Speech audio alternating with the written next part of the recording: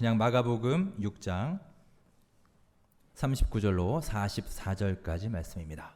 신약성경 64페이지에 있습니다. 마가복음 6장 39절로 44절까지의 말씀입니다. 자, 우리 한 목소리로 합독하시겠습니다.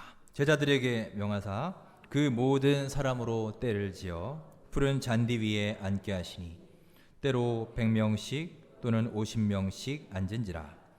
예수께서 떡 5개와 물고기 2마리를 가지사 하늘을 우러러 축사하시고 떡을 떼어 제자들에게 주어 사람들에게 나누어 주게 하시고 또 물고기 2마리도 모든 사람에게 나누심에 다 배불리 먹고 남은 떡 조각과 물고기를 12바구니에 차게 거두었으며 떡을 먹은 남자는 5,000명이었더라. 아멘. 하나님의 말씀입니다. 자, 한 주간도 주님 안에서 평안하셨습니까? 엊그제가 초복이었습니다. 여러분 보신 좀 하셨는지 모르겠습니다. 우리의 육적인 건강을 위해서 여러분 보양식도 많이 드시고 건강도 찾으시고요. 또 영적으로도 지치지 않도록 우리 말씀의 보양식도 여러분 많이 드셔서 이 무더위를 믿음 가운데 이겨낼 수 있기를 간절히 바랍니다. 자, 서로 함께 인사하겠습니다. 반갑습니다. 주님 평안 가득하시기 바랍니다.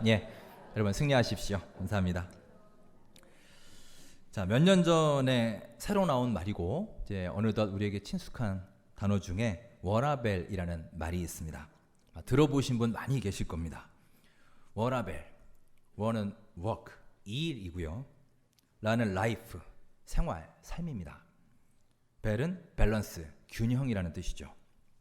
즉 work-life balance, 일과 생활이 균형을 이루어야 한다라는 뜻이고요. 옛날처럼 그저 열심히 일하고 성공을 지향하며 살아야 된다, 이런 삶이 아니라 일상을 좀 더 즐기고 쉼을 좀 더 강조하는 이 현대 사회의 새로운 트렌드라고 할 수 있겠습니다. 저는 이 워라벨이라는 말에 사실 전적으로 찬성하는 것은 아닙니다. 하지만 한 가지, 저는 여기서 이 균형이라는 말을 참 좋아합니다. 특별히 저는 우리 신앙생활에 있어서 가장 중요한 것 중에 하나가 바로 이 균형 감각이라고 생각합니다. 우리가 일을 열심히 하는 것도 중요하지만 또 교회에서도 봉사 열심히 하는 것도 중요하고 열정 갖는 것도 중요하지만 여러분, 이 균형이 깨지면 사실 한쪽으로 치우치게 되기 쉽지요. 그리고 어떤 식으로든 한쪽으로 치우치면 우리는 적절함을 유지할 수가 없게 되기 때문에 소위 나는 열심으로 일을 하지만 그게 다른 사람들에게는 굉장히 오버하는 것처럼 비칠 수도 있고 실제로 다른 사람 영역을 침범하여 월권할 수도 있는 것이고 본의 아니게 상처를 줄 수도 있는 겁니다.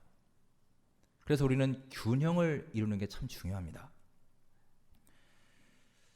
우리 예수님의 삶은 바로 이 균형을 참 잘 유지하신 삶이었습니다.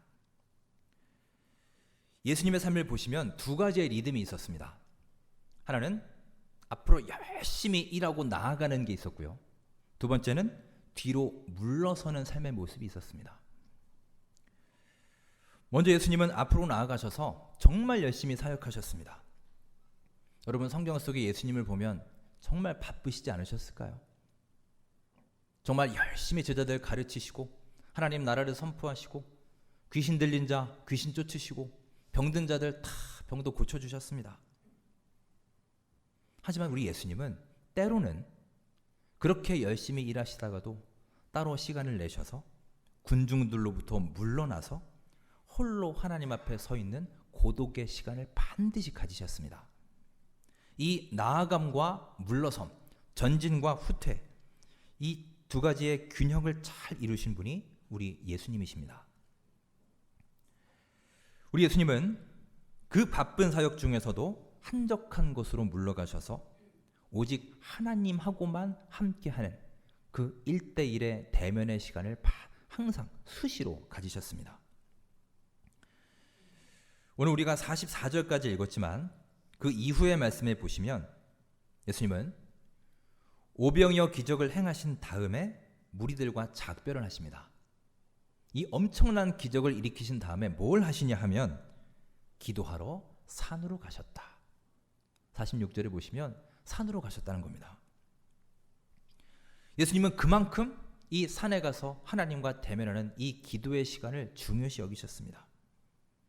이렇게 한적한 곳으로 물러서는 이 시간이야말로 우리가 이 복잡하고 혼란한 세상을 향해서 다시금 나아갈 수 있는 그 힘을 얻는 충전의 시간임을 기억하시기 바랍니다. 여러분, 오늘의 이 예배도 우리가 한적한 곳으로 들어가는 시간입니다. 참 소중한 시간입니다. 이 예배를 통해서 우리 하나님과 함께하는 시간 되시고 영혼의 참된 쉼을 얻으시며 한 주간 또 이 세상을 이길 힘을 충전하시는 복된 시간이 될 수 있기를 간절히 바랍니다.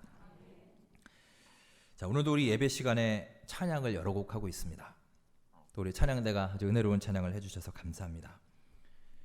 여러분, 찬양하는 악보를 보십시오. 악보를 보시면 군데군데 쉼표라는 게 있습니다. 여러분, 쉼표 없이 음표만 나와 있는 악보가 있던가요? 만약에 악보에 쉼표 없이 음표만 꽉꽉 채워져 있으면 그 노래가 어떻게 되겠습니까, 여러분? 쉬지 않고 계속 처음부터 끝까지 전진만 하면 그것은 아마 음악이 아니라 소음이 될 것입니다. 여러분, 악보에도 쉼표가 있듯이 우리의 삶에도 이런 쉼표가 있어야 우리의 인생이 아름다운 노래가 될 수 있는 줄 믿으시기 바랍니다. 그래서 누군가 우리가 행복한 삶을 살려면 세 가지가 있어야 한다라고 말을 했습니다. 세 가지가 다 S로 시작하는 단어라 우리 3S라고 합니다. 그 세 가지가 뭐냐? 첫째는 small, 둘째는 slow, 셋째는 simple입니다. 여러분, 모르는 단어 있으세요? 없으시죠? 아주 쉬운 단어죠. small, 작게 살아야 되고, slow, 느리게 살아야 되고, simple, 단순하게 살아야 한다는 것입니다. 여러분, 오늘 이 세 단어를 꼭 마음에 새기고 돌아가시기 바랍니다. 여러분, 우리는 우리의 삶의 규모를 좀 줄여야 될 필요가 있습니다. 스몰로 만들어야 할 때가 참 많습니다. 또한 우리의 이 바쁜 생활 중에 삶의 속도를 좀 늦춰야 됩니다. 슬로우하게 살 수 있어야 됩니다. 그리고 우리 삶을 더 단순하게, 최대한 심플하게 해야 됩니다. 우리가 이렇게 살 수 있다면 우리가 좀 더 행복에 가까운 삶을 살 수 있다라는 것입니다. 여러분, 우리가 하나님 앞에서 우리의 삶을 보다 작게, 보다 느리게, 보다 단순하게 살아가는 이런 시도들을 통해서 하나님께서 부어주시는 참된 평안을 누리시고 하나님의 음성을 들을 수 있는 복된 우리의 삶이 될 수 있기를 주의 이름으로 축원합니다. 오늘 본문에서 예수님은 잠시 한적한 곳에 가셔서 고독의 시간을 갖고 싶어 하셨습니다.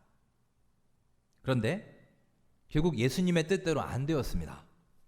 착오가 생겼습니다. 예수님이 배를 타고 한적한 곳에 가셨는데 예수님을 너무 만나고 싶은 이 사람들이 도보로 갔는데, 뛰어갔는데 예수님보다 먼저 도착한 거예요. 예수님이 도착해 보시니 사람들이 먼저 와 있었습니다. 쉬지 못하게 되었습니다. 어찌 보면 예수님은 이 사람들 때문에 스케줄이 다 꼬여버렸습니다. 하지만 예수님은 그들을 보고 짜증을 내거나 책망하지 않으셨습니다. 예수님은 보셨던 겁니다. 그들의 그 마음속에 있는 갈급함, 그들의 그 목마름을 다 보시고 아셨던 거예요. 그래서 솔직한 심정으로는 홀로 하나님과 함께 하고 싶었지만 그 사람들의 간절함을 외면할 수가 없었습니다. 그래서 그들에게 또 하나님 말씀을 가르치셨습니다. 그러다 보니 어느덧 시간이 지났고 이제 저녁 시간, 땅거미가 지게 되었습니다. 제자들은 예수님을 찾아와서 말합니다. 이제 저 사람들을 돌려보내야겠습니다. 가서 아니면 먹을 것을 얻어오게 하지요.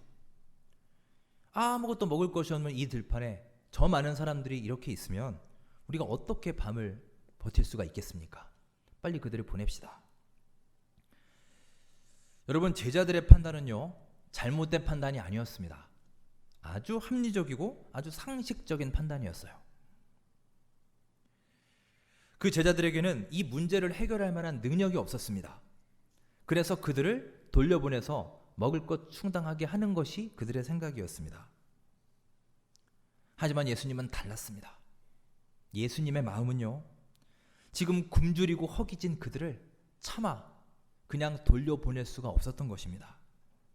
그래서 말씀하십니다. 너희가 그들에게 먹을 것을 주어라. 제자들이 그 말을 듣고 펄쩍 뛰었습니다. 불가능한 것을 말씀하셨기 때문입니다. 아니, 우리가 어디서 돈을 충당한단 말입니까? 어디서 200데나리온이나 되는 돈을 구할 수 있으며 설령 그것을 구한들 지금 저들이 먹을 수 있는 그 떡을 어디에서 산단 말입니까? 그러다 예수님은 제자들에게 물으십니다. 자, 우리 38절 말씀 보면 38절을 함께 읽겠습니다. 이르시되 너희에게 떡 몇 개나 있는지 가서 보라 하시니 알아보고 이르되 떡 5개와 물고기 2마리가 있나이다 하거늘. 아멘. 떡이 몇 개나 있는지 알아보라 하는 것입니다. 여러분, 이 말씀은 사실 대단히 중요한 말씀입니다. 너희에게 떡이 몇 개나 있느냐? 여러분, 이 말씀처럼 지금 우리에게 무엇이 있느냐가 참 중요한 것입니다. 나에게 무엇이 없느냐가 문제가 아닙니다. 내가 무엇을 가지고 있느냐, 이게 중요한 것입니다. 여러분, 우리는 참으로 많은 순간에 없는 것에 집착하면서 살고 있지 않습니까? 그래서 남들을 부러워하고 남들이 가진 것들을 늘 바라보고 나는 그것을 갖지 못했다는 상대적인 박탈감 그리고 열등감 속에 하루하루 괴로워하며 살고 있지 않나요? 여러분, 없는 것 붙들지 마시고 나에게 있는 것에 감사하며 사시기 바랍니다. 없는 것 그것 때문에 나는 못한다고 하지 마시고 나에게 있는 것을 가지고 할 수 있길 바랍니다. 내가 가진 만큼 하나님께 우리가 받은 만큼 그만큼 하시면 됩니다. 하나님은 그것을 원하고 계십니다. 제자들은 그 말씀을 듣고 얘기합니다. 지금 떡 5개, 물고기 2마리가 있습니다. 여러분, 그 수천 명이 모인 무리들 앞에 이 오병이어가 무슨 소용이 있겠습니까? 그런데 여러분, 중요한 것은 우리 예수님은 그것을 가지고 많다, 적다, 양을 말씀하시지 않으셨다는 것입니다. 우리는 어떻습니까, 여러분? 우리는 매 순간마다 나에게 무엇인가 주어졌을 때 많다, 적다, 양을 따지고 있지 않습니까? 하루는 저희 아이들한테 돈가스를 시켜줬는데요. 아이들이 지금 먹는 양이 약간 애매합니다. 2개를 시키면 너무 양이 많아서 보통 이제 하나를 시켜서 다 이렇게 조각을 내서 접시 2개에 딱 이렇게 나누어서 줍니다. 큰애가 자기 접시를 딱 받자마자 보면서 하는 말이 내 거가 더 적잖아요. 그래요.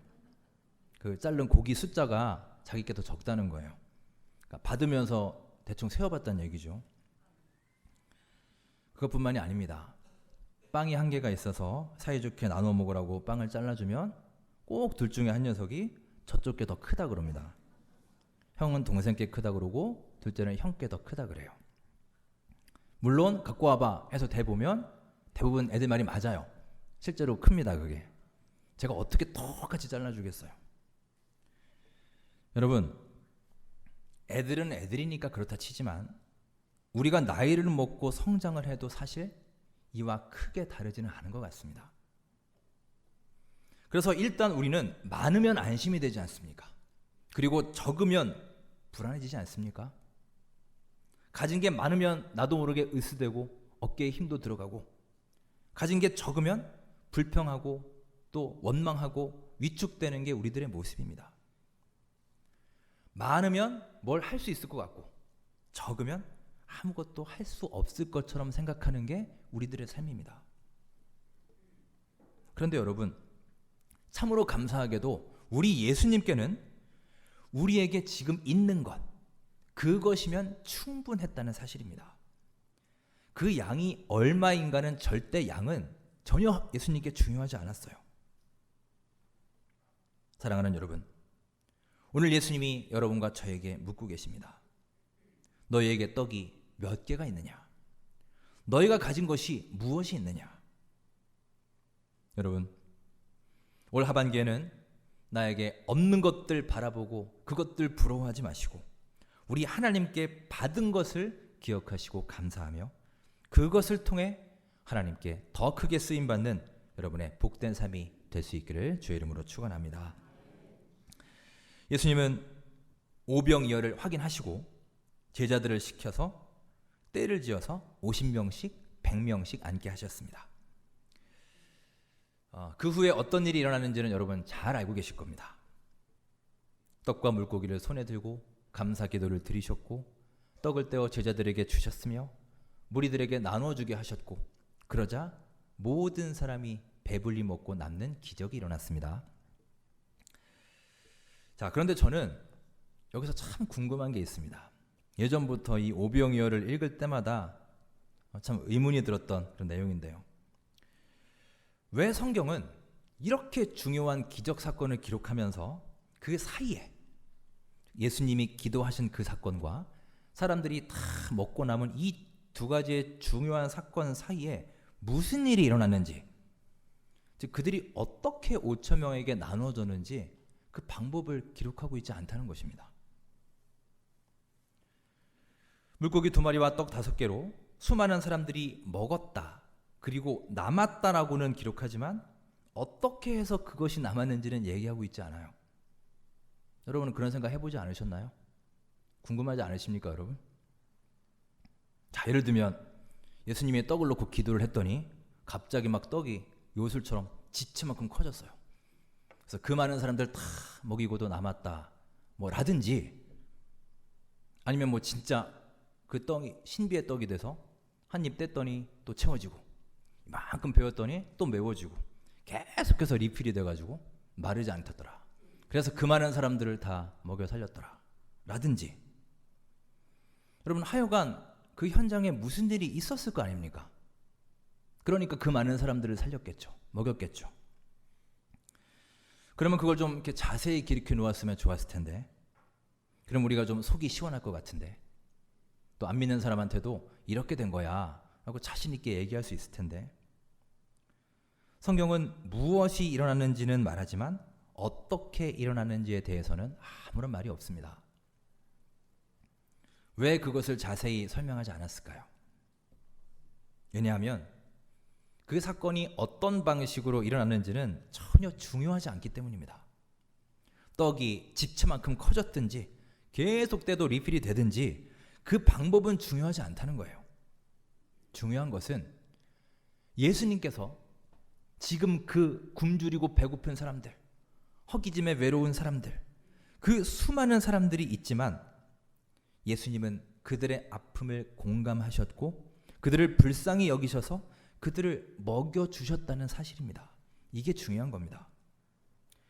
그것이 많다 적다를 따지지 않고 오직 그것에 감사함으로 나누어 주셨다. 여기에 초점을 맞추고 있는 거예요. 여러분, 참으로 중요한 것은 이렇게 우리 예수님이 계시는 곳에는 기적이 나타난다는 사실입니다. 예수님이 있는 곳에는 사건이 일어난다는 거예요. 예수님이 계시면 되는 겁니다. 우리를 지금도 불쌍히 여기시는 예수님이 내 곁에 계시고 내가 가진 것이 비록 작은 양이지만 그것이 있을 때 여하간 우리가 가진 그것으로 어떤 방식으로든 기적과 사건이 일어난다는 사실입니다. 여러분, 참으로 감사한 것은 우리 예수님은 우리의 배고픔과 허기짐을 알고 계시는 분입니다. 우리의 고통을 아시고 공감하시는 예수님이세요. 그래서 예수님은 우리의 문제를 해결해 주실 뿐만이 아니라 우리의 문제를, 우리의 고통을 같이 겪으시는 분입니다. 마가복음 11장 12절에 보시면 그들이 베다니에서 나왔을 때 예수께서 시장하신지라는 말씀이 있습니다. 예수께서 시장하신지라. 이 구절은 무슨 상징적인 표현이나 은유적인 표현이 아닙니다. 말 그대로입니다. 영어 성경에도 Jesus was hungry. 예수님은 배고프셨다라고 번역합니다. 여러분, 이 말씀처럼 우리 예수님도 배고프셨습니다. 우리와 똑같습니다. 배고픔을 아시는 분이었습니다. 따라서 내가 배고픈 것도 당연히 아시는 분입니다. 배고픈 게 얼마나 서러운 일인지, 얼마나 힘들고 괴로운 일인지, 얼마나 눈물 나는 일인지도 잘 알고 계시는 분입니다.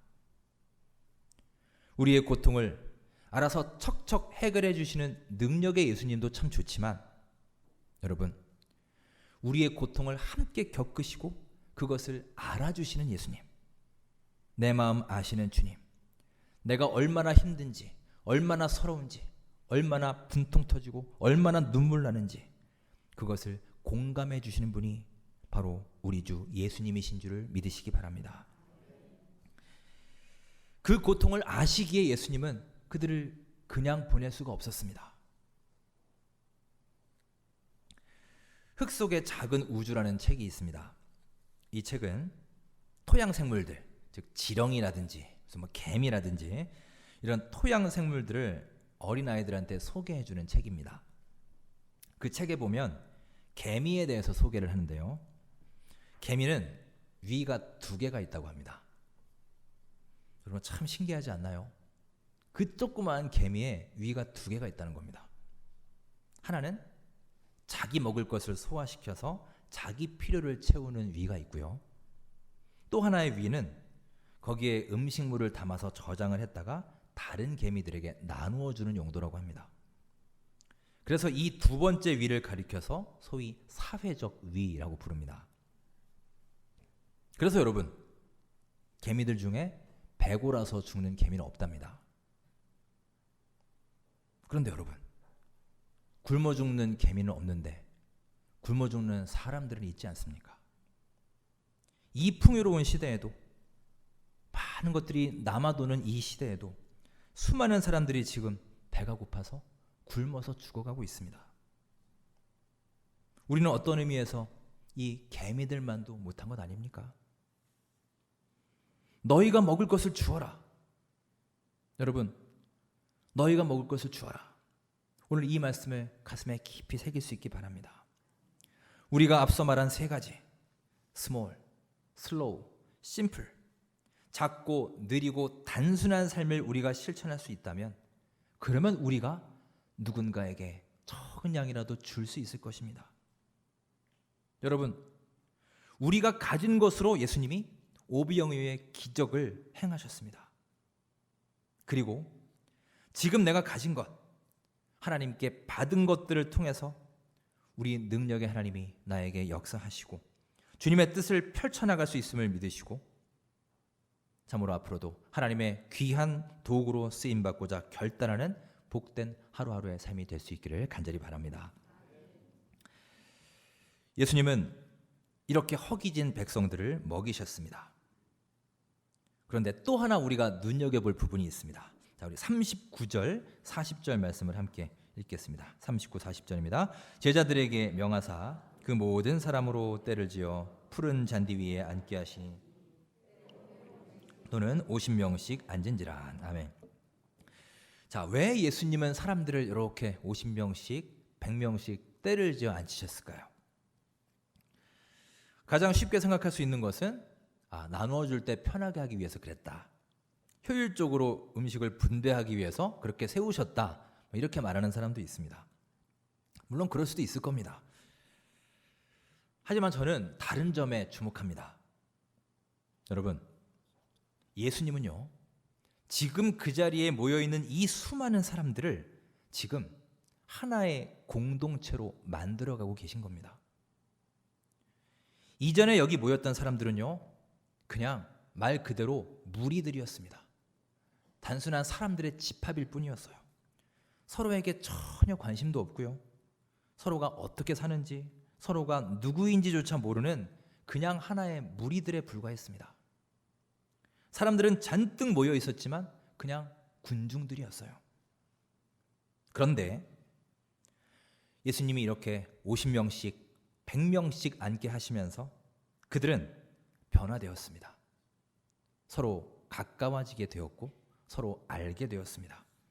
눈을 마주보게 되었습니다. 서로 한마디씩 이야기를 건네게 되었습니다. 서로에게 관심을 갖게 되었고 서로의 말에 귀를 기울이게 되었습니다. 그저 하나의 무리였던 그 수많은 사람들이 이제 비로소 공동체로 변해가고 있는 것입니다. 장 바니에의 공동체와 성장이라는 책을 보면 이런 말이 나옵니다. 공동체란 모든 사람이 자기 중심이란 그늘에서 빠져나와 참된 사랑의 빛 속으로 들어가는 장소다. 여러분, 이것이 바로 공동체입니다. 내 중심에서 빠져나와서 참된 사랑의 빛으로 들어가는 그것이 바로 공동체입니다. 그리고 여러분, 그것이 바로 교회입니다. 우리 원천교회가 바로 이렇게 주 안에서 진정한 공동체를 이루는 주님의 교회가 될 수 있기를 주의 이름으로 축원합니다. 여러분, 수많은 사람들이 모여 있어도 그저 무리들은 아무런 힘이 없습니다. 그들은 세상을 바꿀 능력이 아무것도 없어요. 그냥 모여 있을 뿐입니다. 하지만 공동체가 되어서 사랑의 빛으로 들어간 사람들은 완전히 다릅니다. 공동체에 속한 사람들은 서로의 말에 귀를 기울일 줄 압니다. 서로에게 관심을 갖습니다. 내 옆에 있는 저 사람이 어디가 아픈지 그들의 아픔에 귀를 기울이고 그들의 슬픔에 함께 동참하여 함께 울어줄 수 있습니다. 서로의 필요에 응답할 수 있게 됩니다. 여러분, 사랑하는 우리 원천교회 공동체가 바로 이런 모습의 공동체가 되어야 하지 않겠습니까? 그럴 때 이 공동체가 물론 숫자가 커지고 규모가 커지는 것도 중요하지만 그것보다 우리 공동체가 세상을 바꾸는 변화의 초석이 될 수 있을 줄 믿습니다. 이것이 바로 사람들을 50명씩 100명씩 때를 지어 앉게 하신 중요한 이유입니다. 또한 이것이 바로 주님께서 오늘 주일 예배에 여러분 모두를 이 자리에 올 수 있도록 인도하신 중요한 이유인 것입니다. 여러분, 오늘 이 예배의 자리에 내 힘으로 온 것 같지만 사실은 그렇지 않습니다. 우리가 계획하고 선택은 하지만 그 걸음을 이 자리로 인도하시는 분은 우리 주 하나님이시기 때문입니다. 그래서 우리가 이 자리에 이 시간에 공동체를 이루게 하셨습니다. 예수님은 자칫 그저 한 무리 속 익명으로 머물 수밖에 없는 그 한 명 한 명의 사람들을 한 공동체로 초대하신 것입니다. 그들은 그 들판에서 함께 고생하며 함께 먹음을 통해 사랑의 기적을 체험한 사람들이 되었습니다. 공동체가 무엇인지, 나눔이 무엇인지를 그때 비로소 느낀 겁니다. 전에는 정말 지긋지긋하고 꼴도 보기 싫게 여겨졌던 그 이웃들의 얼굴이 그 순간 하나가 됨을 통해 다정하게 보이기 시작했습니다. 그들의 아픔이 느껴지기 시작했습니다. 함께 있는 것이 얼마나 소중한 것인지, 그들이 내 곁에 있다는 자체가 얼마나 커다란 위로가 되는지 그들은 그때 느낀 것입니다.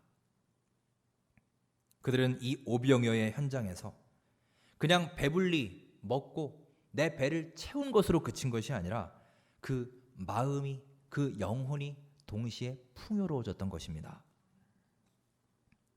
여러분, 사람이 언제 사람다워집니까?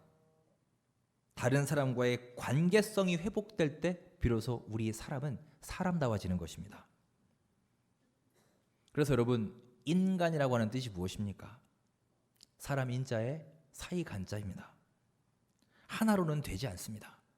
서로가 함께 있을 때, 서로가 함께 나눌 때, 그때 우리는 비로소 인간이 되는 것이고 사람다움을 갖추게 되는 것입니다.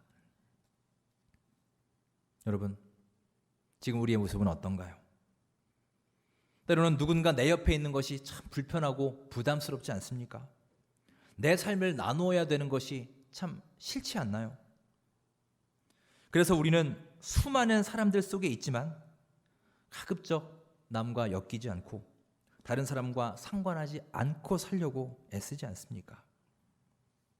내 인생에 남이 들어오는 것도 싫고 내가 남의 인생에 참견하는 것도 싫습니다. 그래서 우리는 자꾸만 익명의 숲으로 계속해서 들어가고 있습니다.